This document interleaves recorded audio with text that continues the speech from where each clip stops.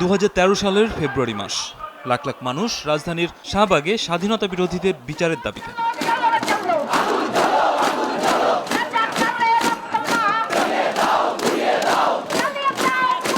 90-এর স্বৈরাচার পতনের পর এত বড় গণ আন্দোলন আর দেখেনি বাংলাদেশের মানুষ।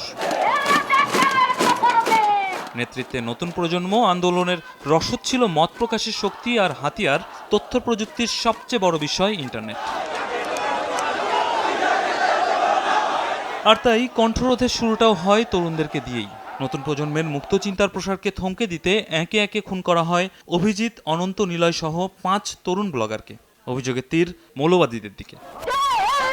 অভিজিৎ, নিলয়দের মতো গণজাগরণের আরেক সক্রিয় কর্মী শাম্মী হক নিয়মিত লেখালেখি করেন ফেসবুক ও ব্লগে।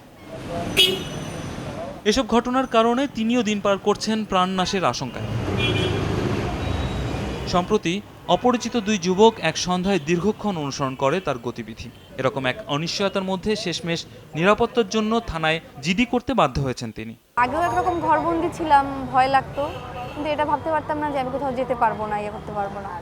কিন্তু এখন তো পুরোটাই পুলিশের নিরাপত্তা হাবিজাবি এগুলোর কারণে। এখন আমি চাইলেও আসলে সব জায়গা কোথাও কোনো রিলেটিভের বাসা গেলে আমার পুলিশকে নক করে যেতে হবে। এটা আসলে একটা স্বাধীন নাগরিক হিসেবে, একটা সাধারণ নাগরিকের জীবন এটা হতে পারে না। এটা খুবই অস্বস্তিকর।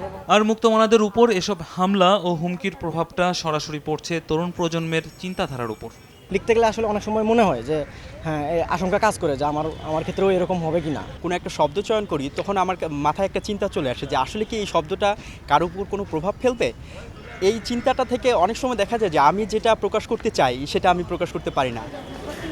বিশ্লেষকরা বলছেন, ব্লগারদের উপর একটি মহলের নিয়মিত হামলার ঘটনা তো রয়েছেই, এর উপর যুক্ত হয়েছে অনলাইনে লেখালেখির কারণে আইসিটি অ্যাক্টের 57 ধারায় আটকের ঘটনা, যা মত প্রকাশের ক্ষেত্রগুলোকে সংকুচিত করে ফেলছে ক্রমাগত। আগে শৃঙ্খলিত বোধটা থাকতো লেখকদের মধ্যে কিংবা রাজনৈতিক নেতাদের মধ্যে। এখনকার একটা ব্যাপার হচ্ছে যেটা ফেসবুকে আসার কারণে এটা ব্যাপক সংখ্যক মানুষের কিংবা একেবারে তরুণ প্রজন্মের মধ্যে এই ভীতিটা কিংবা এই শৃঙ্খলিত বোধটা আসছে।